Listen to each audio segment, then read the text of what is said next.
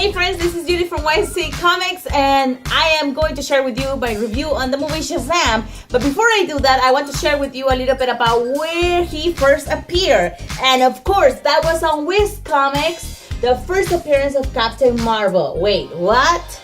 Yes, Captain Marvel was his name under Wiz Comics. And as you can see here, this is Wiz Comics, and it says Captain Marvel. So that was his character name, and the comic books was called Wiz Comics.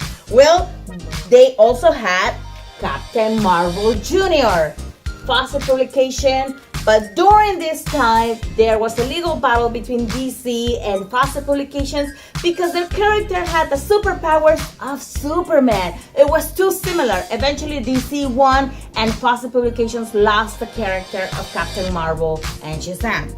So, DC in the 70s came out with the first comic book, Shazam, and it's the first appearance under DC Publications of Captain Marvel. And his name was still Captain Marvel, but they couldn't use the name Captain Marvel, so they renamed the comics under Shazam, but we can still see Captain Marvel here.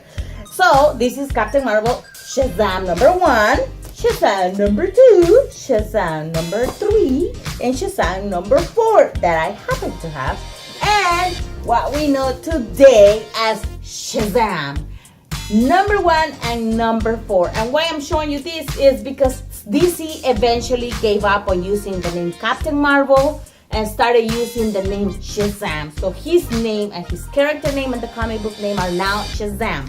Why did DC give up the name Captain Marvel? Well, you guessed right. Marvel Comics actually bought through Stan Lee the rights of Captain Marvel, the character.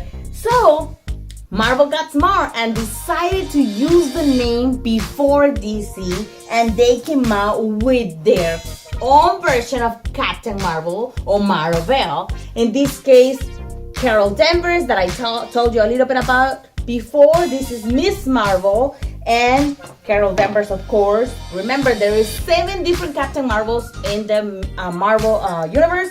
Well, this is Carol Danvers today, Captain Marvel today. And DC no longer uses Captain Marvel. They now are Shazam. Here's my review. And Shazam, we are back. Here is the comic book that they are giving at AMC IMAX Special Edition. Pretty cool, right? And here I am with my body.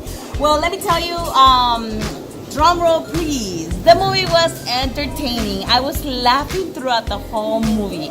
And I'm gonna give you some spoilers, but it's not really spoiling the whole movie, so it's not that bad. You can continue watching. I'm not gonna kill it for you. I give the movie an 8.5.